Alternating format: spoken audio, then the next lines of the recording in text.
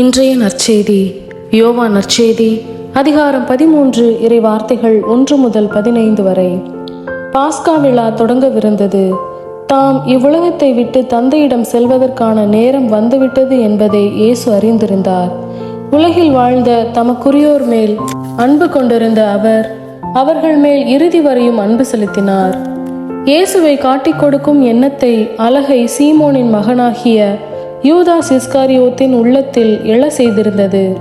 இரவுணவு வேளையில் தந்தை அனைத்தையும் தம் கையில் ஒப்படைத்துள்ளார் என்பதையும், தாம் கடவுளிடமிருந்து வந்தது போல் அவரிடமே திரும்பி செல்ல வேண்டும் என்பதையும் அறிந்தவராய் இயேசு பந்தியிலிருந்து எழுந்து தம் மேலுடையை கலற்றி வைத்துவிட்டு ஒரு துண்டை எடுத்து இடுப்பில் கட்டிக்கொண்டு பின்னர் ஒரு குவளையில் தண்ணீர் எடுத்து சீடர்களுடைய காலடிகளை கழுவி இடுப்பில் கட்டியிருந்த துண்டால் துடைக்கத் தொடங்கினார்.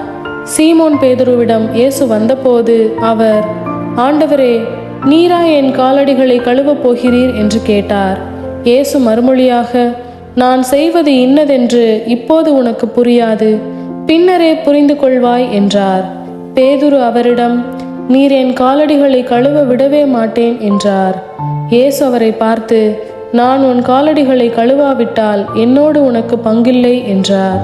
அப்போது சீமோன் பேதுரு, அப்படியானால் ஆண்டவரே, என் காலடிகளை மட்டுமல்ல என் கைகளையும் தலையையும் கூட கழுவும் என்றார். இயேசு அவரிடம், குளித்து விட்டவர் தம் காலடிகளை மட்டும் கழுவினால் போதும், அவர் தூய்மையாகி விடுவார். நீங்களும் தூய்மையாயிருக்கிறீர்கள், ஆனாலும் அனைவரும் தூய்மையாய் இல்லை என்றார். தம்மை காட்டிக் கொடுப்பவன் எவன் என்று அவருக்கு ஏற்கனவே தெரிந்திருந்தது. எனவேதான் உங்களுள் அனைவரும் தூய்மையாய் இல்லை என்றார். அவர்களுடைய காலடிகளை கழுவிய பின் இயேசு தம் மேலுடையை அணிந்து கொண்டு மீண்டும் பந்தியில் அமர்ந்து அவர்களிடம் கூறியது, நான் உங்களுக்கு செய்தது என்னவென்று உங்களுக்கு புரிந்ததா? நீங்கள் என்னை போதகர் என்றும் ஆண்டவர் என்றும் அழைக்கிறீர்கள். நீங்கள் அவ்வாறு கூப்பிடுவது முறையே. நான் போதகர்தான், ஆண்டவர்தான்.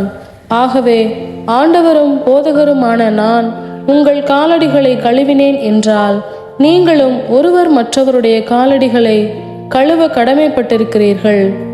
நான் செய்தது போல நீங்களும் செய்யுமாறு நான் உங்களுக்கு முன்மாதிரி காட்டினேன் என்றார். இது கிறிஸ்துவின் நற்செய்தி. கிறிஸ்துவே உமக்கு புகழ்.